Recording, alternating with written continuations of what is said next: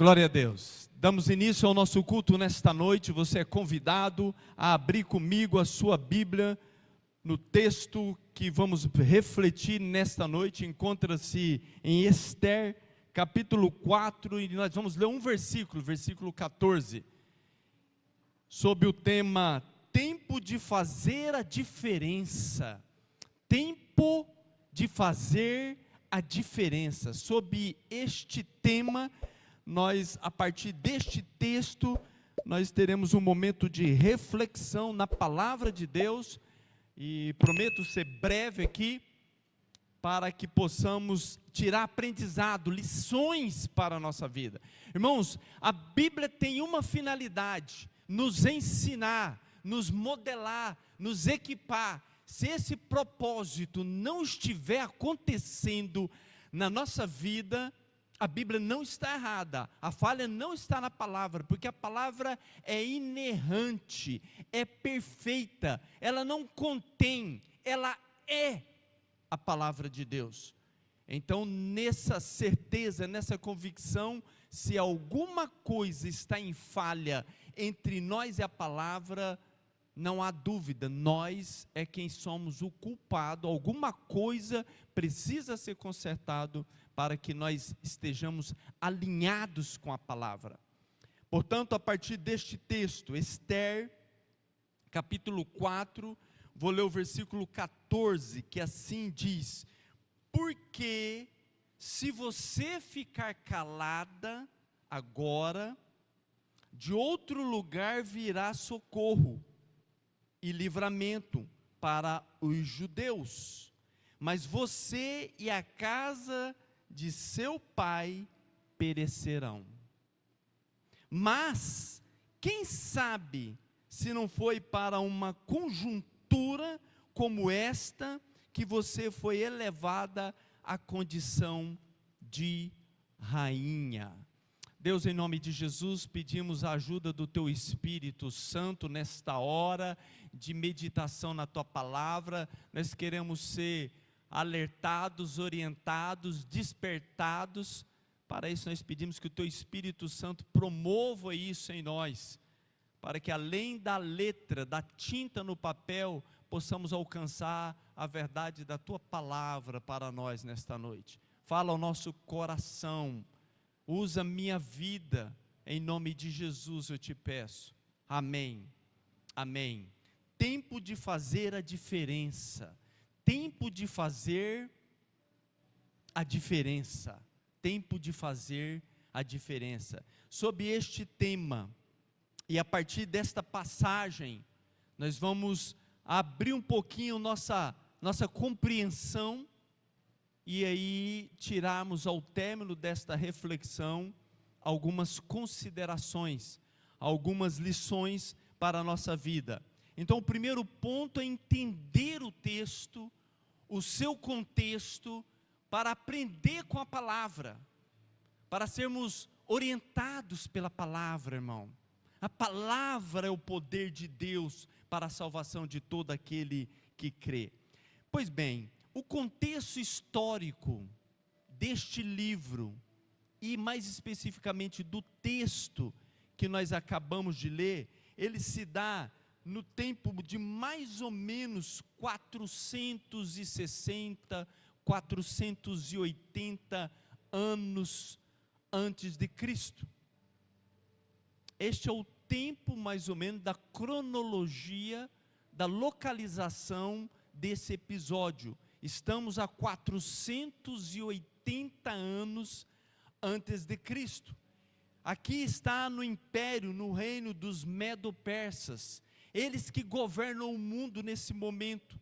Eles são a bola da vez. Eles que estão coordenando o comando gerencial, político, bélico do mundo nesse contexto. Quem está no reinado dos Medos Persas é um rapaz que a Bíblia identifica como Assuero, mas também é conhecido como Xerxes, ou talvez nem seja Xerxes, seja Artaxerxes, o filho dele. Mas esse detalhe que não é tão esclarecedor, mas a gente consegue independente disso, aprender uma verdade que a palavra se propõe a entregar a nós. O povo judeu está subjugado, como as nações do mundo, a grande maioria, está subjugado ao comando do Império Medo-Persa.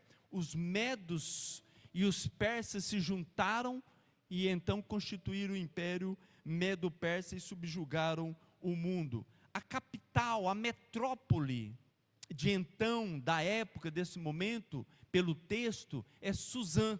Suzã é a capital, onde está abrigada ali o rei do mundo, naquele momento histórico. Então, em rápida pincelada, a gente consegue tirar já essas informações que já nos ajuda a lançar um olhar mais seletivo da história e compreender o que é o contexto bélico, o contexto político, o contexto de escravidão do povo judeu nesse momento. O rei Artaxerxes, ou Xerxes, ou Assuero, como dito no texto bíblico, o rei que está governando ali o Império Medo-Persa, ele faz uma festa, uma grande festa, um banquete, aonde ele oferece ao seu povo, à sua nação, um tempo de festa, uma semana de festa, regado a fartura abundante, e o povo está se sentindo muito bem. O seu ego, a sua estrutura, o seu governo está bem, tratando bem o seu povo, tratando bem a sua nação. Então a etnia está bem favorável naquele momento, naquele tempo. Estão em festas. E o governador generosamente promove então isso para o seu povo se divertir, se congratular com esse momento de conquista. E aí é gratificante para o Medo-Persa sentir que o seu país está no comando do mundo e que o seu governador, o seu rei, trata bem o seu povo. Então há um ambiente de muita tranquilidade, de muita paz, de muita alegria, e aí o rei promove esta festa para o seu povo. Haviam príncipes que governavam com o rei. 7 príncipes eram das famílias nobres do país, e estes príncipes assentavam com o rei à mesa do governo. Então esses homens estavam representando as suas províncias, debaixo do imperador, do rei de Assuero, mas que também exercem autoridade ali naquele tempo e naquele lugar. Nesse tempo de festa acontece alguma coisa muito comum, porém que deu um resultado ruim, que foi o rei mandou que a rainha viesse e se apresentasse. A rainha Vasti, uma mulher muito linda, muito bonita, e aí o rei quer apresentar a sua esposa, expor assim como uma forma graciosa, e aí ele pede para que ela seja trazida à presença do rei e dos convidados e se apresente ali, possivelmente dançar, possivelmente se expor. Eu não vou entrar no mérito do valor disso, não vamos emitir juízo sobre esse ponto que é cultural e que era muito respeitado naquela época. As mulheres tinham esse papel, faziam esse papel e faziam de bom grado, se submetiam a isso, de apresentar a sua beleza aos convidados do rei, e faziam com destreza isso aí, era comum esse tipo de comportamento. Mas a rainha Vasti tomou uma atitude, dizendo: não, eu não vou, eu não me apresento ante os convidados e nem na presença do rei. E aí isso causou um certo constrangimento, porque o rei se passou por alguém que não tinha autoridade na sua própria casa, porque se a sua esposa não estava se submetendo a ele, complicava o domínio dele nas demais áreas do reino. E aí, nessa situação, ele tira conselho com o seu grupo de pessoas chegadas, e eles deram então um proceder, deram a ele um conselho, qual seja, emitir um decreto, o rei imita um decreto, dizendo que Vasti, em virtude dela não ter vindo, ela a partir de agora está proibida de comparecer na presença do rei. Ela será exonerada, destituída. E, na segunda parte do decreto, é que se faria uma nova eleição de uma nova rainha no lugar de Vasti, que não quis comparecer na presença do rei. Isso se deu, isso aconteceu, isso se efetivou. Passado alguns dias, a poeira baixou, a saudade bateu no peito de Assuero, e ele então se arrependeu e disse: puxa vida, agora eu estou sem rainha, sem mulher. E isso entristeceu o rei. Veio um conselho, disse: o rei precisa eleger rapidamente uma outra mulher, uma rainha que tome o lugar de Vasti no reino. E com essa orientação, ele toma os procedimentos para que isso aconteça, para que isso se suceda. E assim é feito. Um decreto é publicado, um boletim, um edital é proclamado, um edital de procura de uma rainha que seja rainha dos Medo-Persas. Afixado o edital, o decreto proclamado, sai-se em busca de candidatas a tomar o lugar da rainha Vasti, para assumir o reinado ali como rainha. Dentre as candidatas, se apresenta uma judia, uma moça judia, por nome de Radassa.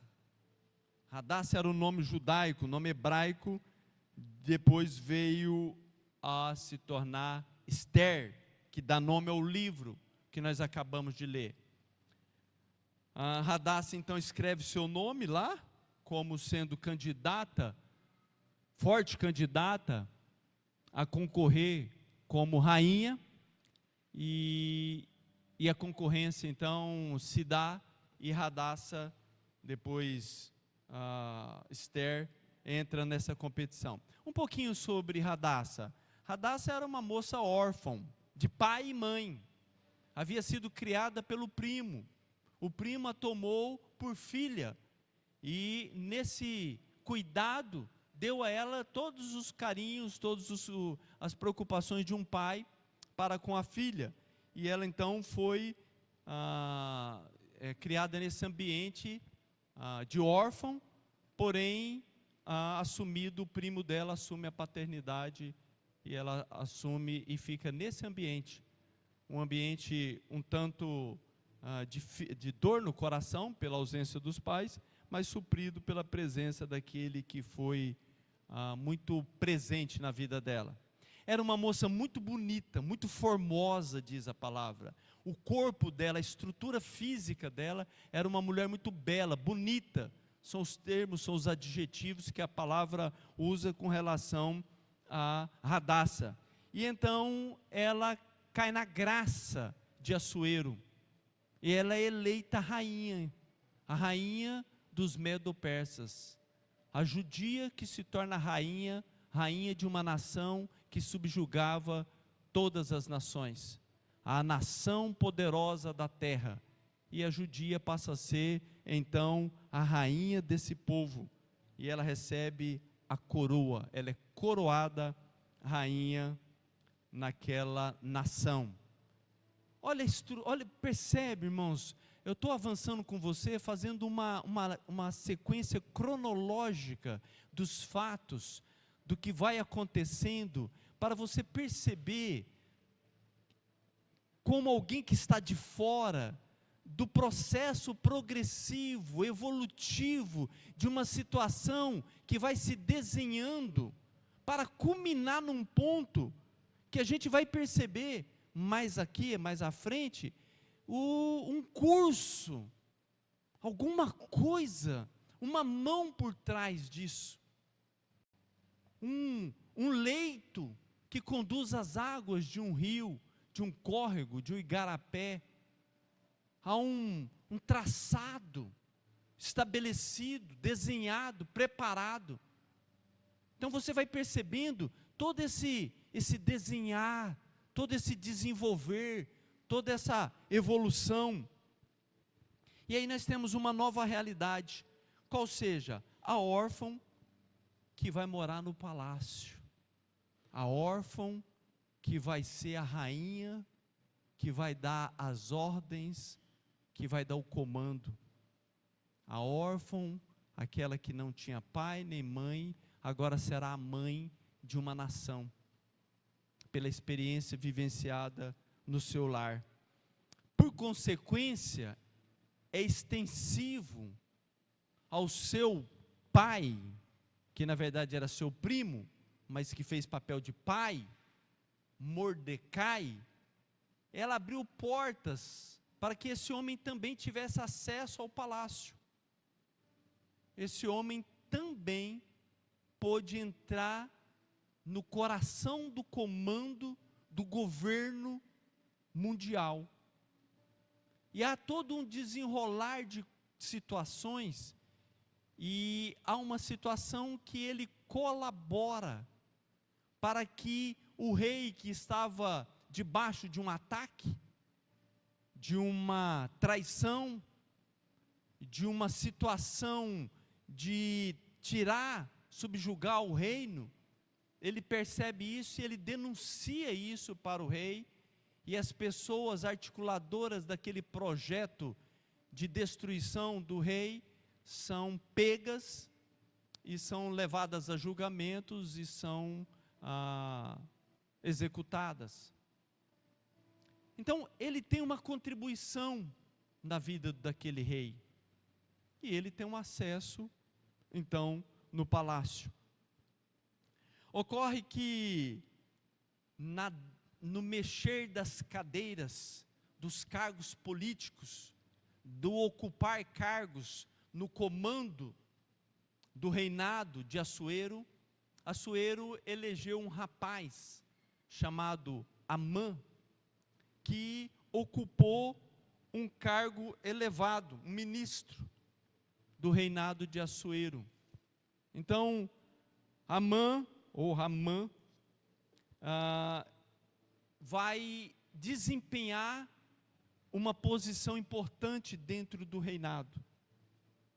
Aí a gente volta o olhar para esse rapaz. Quem era esse homem? A Bíblia diz que ele era um agagita, ou seja, de uma linhagem descendente dos amalequitas. A sua descendência é de uma nação que é arqui-inimiga dos judeus, que luta desde o tempo de Saul, lá no tempo do primeiro rei de Israel. Os amalequitas sempre foram inimigos dos judeus, e agora, ao encontro de duas personalidades representativas de dois povos, que por muitos anos se confrontavam, e que tinham embates, e que tinham pelejas, e que tinham batalhas. Ramã impõe uma determinação. Toda vez que ele chegasse no palácio, era para as pessoas se ajoelharem diante dele. Só que Mordecai, o judeu, inimigo, arqui-inimigo de nação, não admite ajoelhar-se diante daquele que representava o povo inimigo do seu povo.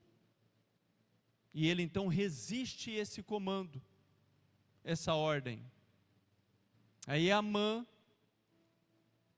no afã de tirar vingança, por capricho, ele escolhe que não vai atacar só Mordecai. Ele não vai só voltar-se contra aquele que não está se ajoelhando diante dele. Ele decide que a nação toda seria exterminada. Então ele levanta num projeto, arquiteta um plano para exterminar a família, a nação, o povo de Mordecai. E estabelece o dia, a data, o mês, como prazo fatal, como sendo a data do extermínio, porque enxergava naquela alternativa uma opção da sua vingança, do seu posicionamento em nome daquilo que ele defendia.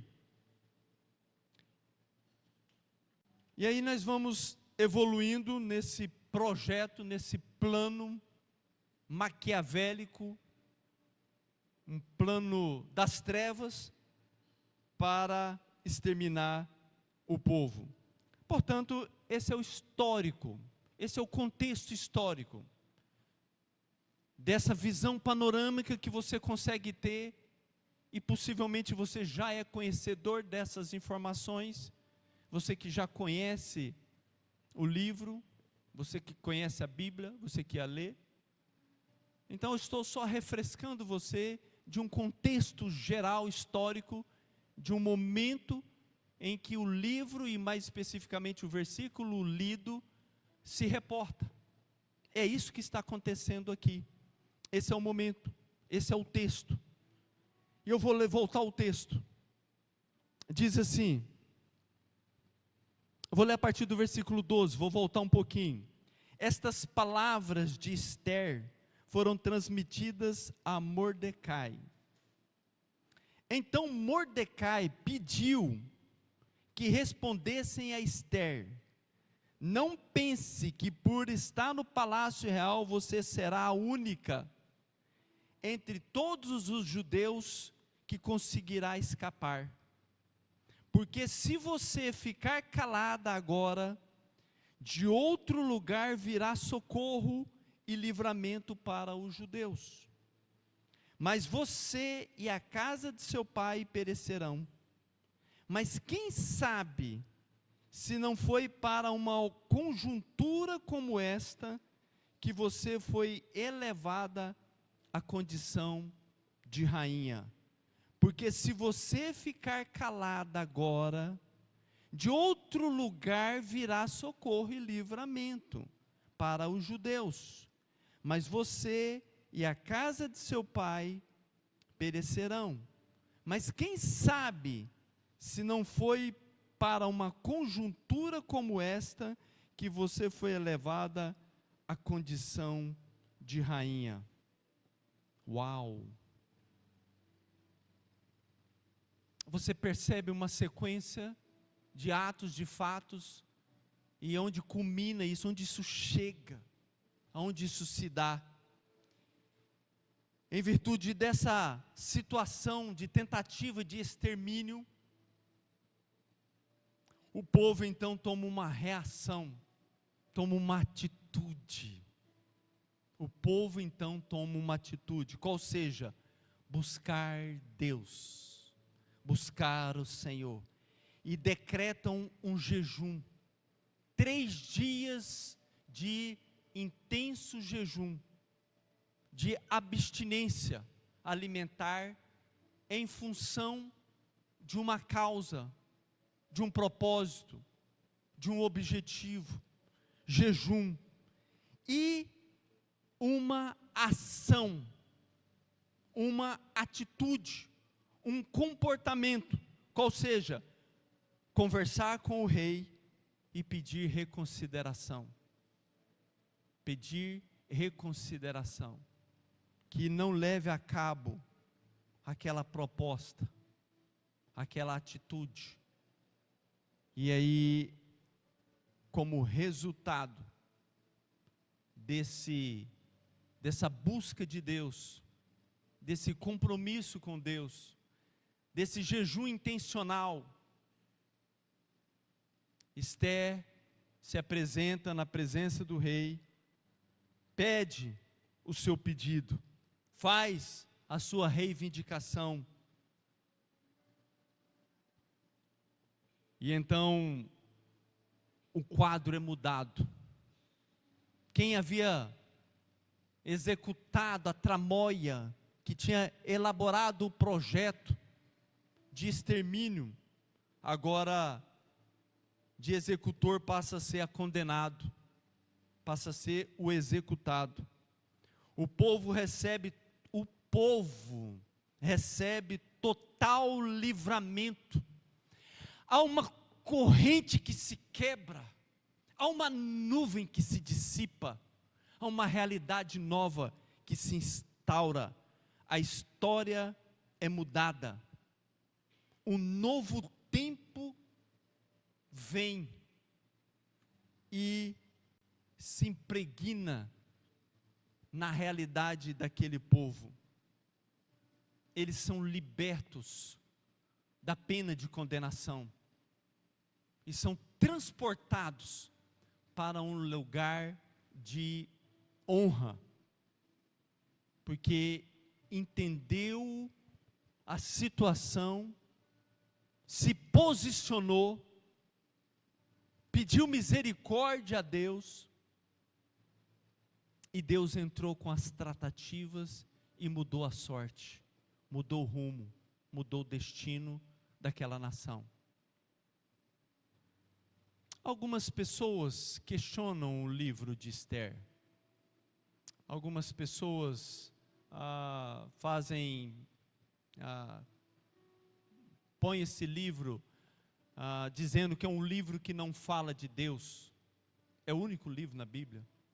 Mas é um livro que está no cânon bíblico, que chega até nós com a validação da igreja, que chega até nós com a aprovação da igreja primitiva. Então ele tem sim valia para nós, tem importância, tem ensino, tem aprendizado, tem verdade a ser absolvida, vivenciada, aplicada nas nossas vidas. E aí agora eu me volto para as lições que nós podemos tirar deste episódio, deste evento bíblico. Quais sejam? Lições para o povo de Deus. Lições para o povo de Deus, que crê na palavra, na inteireza da palavra, que se submete, que é ensinável, que é obediente, que sabe reconhecer, que tem um coração quebrantado. O povo de Deus, a igreja do Senhor Jesus. A nossa vida não é um acaso. Estou fazendo a aplicação agora. A nossa vida não é um acaso, umas coincidências, umas sortes. A nossa vida não é isso, irmãos. A nossa vida não está acontecendo de uma forma sem sentido, sem sequência, sem alguém estar conduzindo. A nossa vida não é acaso. Todo o nosso proceder tem um propósito. Tudo em nós tem um propósito, irmãos. Tudo tem um propósito. Há um propósito. Há um alvo a ser alcançado. Há um ensino a ser transmitido. Há uma mensagem a ser pregada. Há uma vida a ser experimentada. Há um propósito. Há um desejo de um desenho executado, planejado, elaborado. Um projeto que é não atacado. Ele não é feito assim, indiscriminadamente, mas é no individual, no CPF, no RG, na identidade pessoal de cada um. Ninguém passa desapercebido diante de Deus. Até os caroços de grãos de areia da praia do mar, o Senhor os conhece a cada um. Muito mais vós, cada um de nós. Deus tem um plano, Deus tem um projeto para cada um de nós. Ele sabe os anseios, Ele sabe as minhas expectativas, e Ele sabe aonde Ele vai me levar. Então, quando estamos aonde estamos, estamos porque é para estarmos neste lugar. Não é acaso, não é sorte, não tem isso para nós, porque nós sabemos que tem uma mente que coordena, que conduz, que dirige. Aonde moramos onde moramos, porque é para morarmos onde estamos. Ali tem um plano, ali tem um desenho, talvez um ciclo para ser cumprido e depois ser transferido. Aonde trabalhamos aonde trabalhamos porque temos uma missão ali, temos um projeto ali. Estamos estudando aonde estamos estudando, porque aonde estamos estudando tem um projeto. Alguém ali precisa de alguém que tem o conhecimento da palavra. Felipe, saia da sua cidade, pega a estrada, vai para um lugar que está deserto nesse momento, mas que em pouco tempo vai passar uma pessoa lá, e você tem a responsabilidade de falar de mim para essa pessoa. Então, aonde estudamos, a nossa família, nascemos na família exata. Porque eu nasci nessa família, porque é um projeto desenhado pelo Deus que projeta projetos de vida. Ele nos colocou debaixo da paternidade do seu Dercide e da dona Eunides. A mim me refiro, como cada um dos queridos, a um lar, a uma família, que faz parte da nossa estrutura. Ali Deus nos colocou, para ali sermos forjados, cuidados, acrescentados, monitorados, ensinados, pronto para ensinarmos. Na sociedade em que estamos porque Deus tem um soldado nessa sociedade, qual seja, eu, você, nós.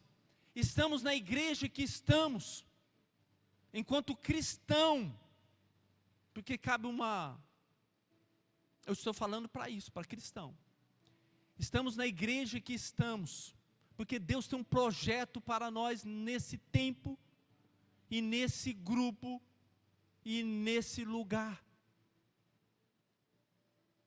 Todos nós estamos no local, e no tempo, que Deus definiu, e que então é necessário, que estejamos consciente, integral, inteiro, lançado, envolvido, comprometido.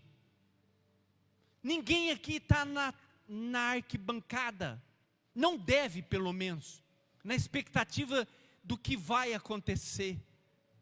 Você faz parte do que vai acontecer. Você tem a responsabilidade de carregar sobre ti os destinos que Deus estabeleceu para acontecer por intermédio das minhas mãos. É importante, é imprescindível que tenhamos essa percepção. Nós precisamos perceber isso, porque nós estamos sendo ensinados a ser igreja consumidora, a igreja que senta e elege uma nota para a pregação, que elege uma nota para o louvor, e então sai como sendo a pessoa que veio para emitir, para receber o culto e emitir o seu conceito sobre o que foi. Nós somos levados, em nome de Jesus, tenha misericórdia de nós, nos tira dessa situação, se porventura isso se faz verdade em nós. Nós estamos aqui para entregar, para ofertar. Quem está aqui para receber? Quem está aqui para avaliar? Quem está aqui para emitir nota? É o Senhor da igreja. Ele quer, Ele que tem as condições de fazer o que é preciso ser feito por cada um de nós. Agora, amém, glória a Deus, irmão. Obrigado pelo incentivo, pelo apoio, porque está entendendo e está se manifestando, amém por isso.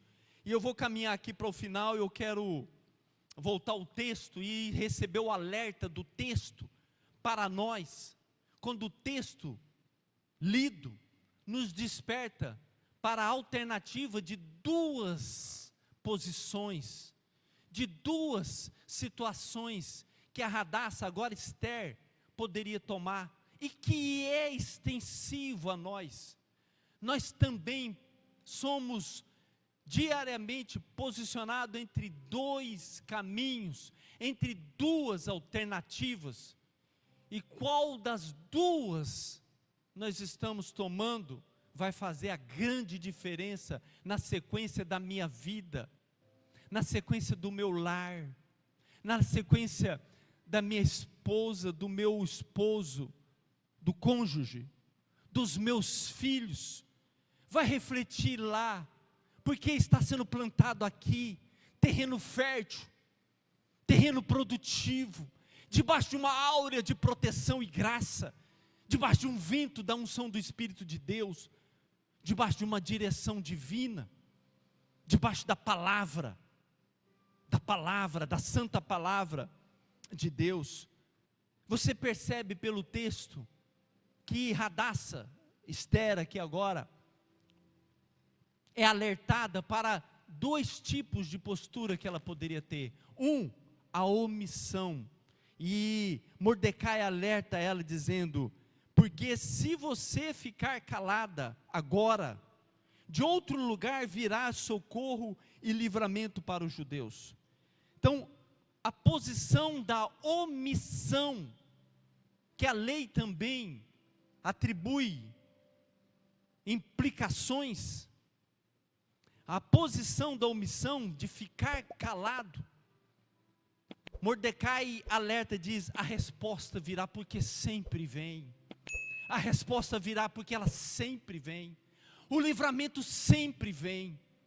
A resposta, a mão de Deus sempre vem.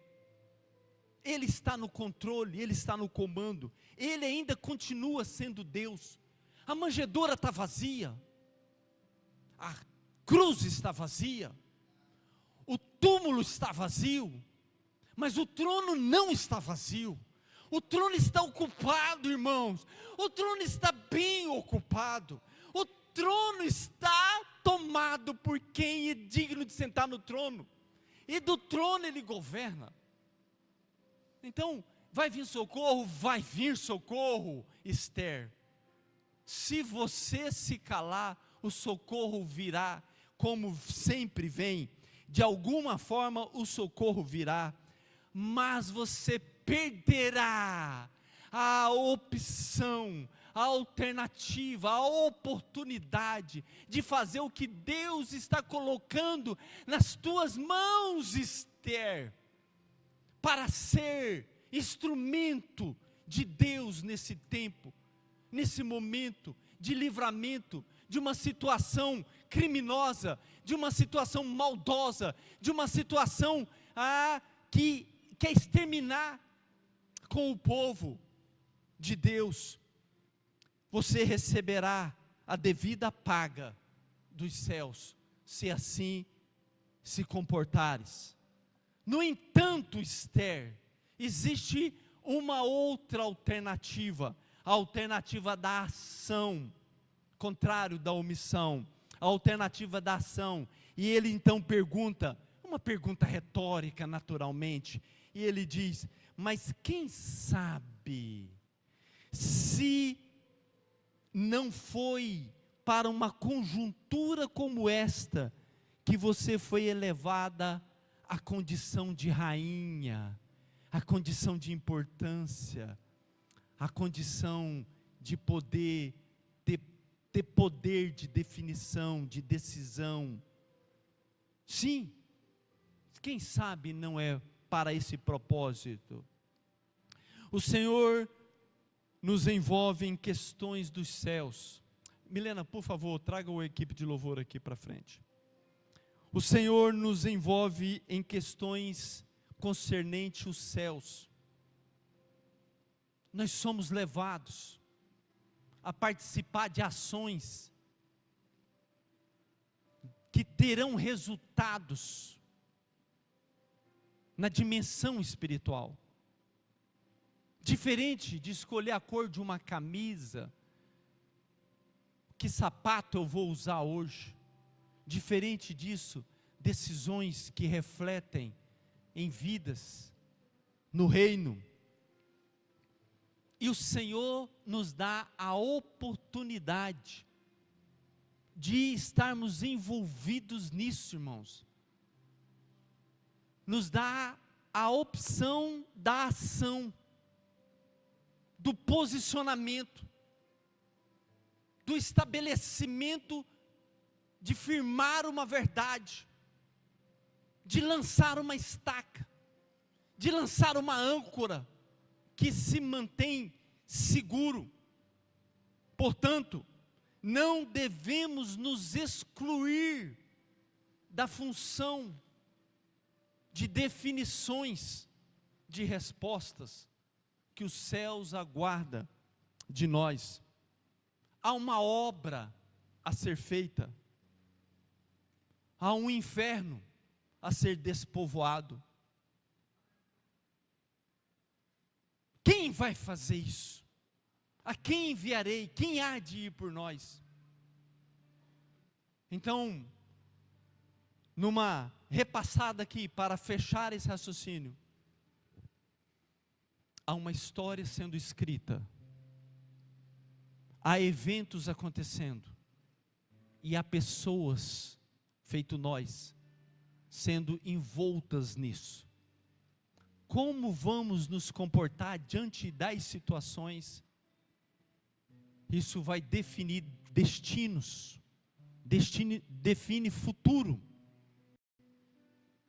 E nesta noite, eu estou trazendo um alerta para você, e desafiando você, igreja, primeira igreja batista em Três Lagoas, a entender a verdade, ser desanuviado, tirar a nuvem, tirar as escamas e compreender a verdade de Deus e se posicionar com relação ao que o Senhor tem para fazer na nossa vida, na nossa igreja. Antes de orar, eu gostaria de orar concluindo esse tempo aqui. Eu queria que por uns minutos você baixasse a sua cabeça. Esse é um tempo de reflexão. Você recebeu uma semente e ela precisa ser cravada no seu coração, e é tua hora de fazer isso, para que Deus regue, frutifique, dê sabedoria e entendimento. Faça esses minutinhos de reflexão, por favor, e depois nós estaremos orando, finalizando. Que noite abençoada, Deus, o Senhor nos proporcionou nesta noite. Que tempo gostoso, Deus. Tempo de adorar o Teu nome, de nos reconhecer dependentes, carentes, necessitados do Senhor. Junto com os nossos irmãos, aqui prestando culto, entregando no Teu altar, adoração que ao Teu nome é devido. Obrigado, Senhor, pelos louvores cantados, pela palavra do Senhor que nos fortalece, que nos alerta, que nos orienta, que nos abençoa. Obrigado pela palavra santa do Senhor. Que o Senhor faça o nosso coração receptivo para as coisas do Senhor. Abençoa os meus irmãos que também agora, ao término de toda essa programação, estará voltando aos seus lares. Dê uma semana abençoada, Senhor. Cuida deles. aquilo que há expectativa nos seus corações, faça-se saber que o Senhor está no controle de tudo. O Senhor é Deus nas nossas vidas, e a nós compete confiar no Senhor, esperar na Tua graça e na virtude do Teu poder sobre nós, porque o Senhor tem sido bom sobre nós. O Senhor não tem nos deixado faltar o que nos é necessário. Nós só queremos ter a percepção para fazer o que precisa ser feito aonde o Senhor tem nos colocado. Nos dê graça para que isso seja verdade, real em nós. Que a graça do Senhor Jesus Cristo, que o consolo, o conforto do Espírito Santo, que o amor eterno do Pai, amor constrangedor, que a ação da Trindade Santa seja abundante sobre a vida da tua igreja, hoje e sempre. Amém. Amém. Deus abençoe.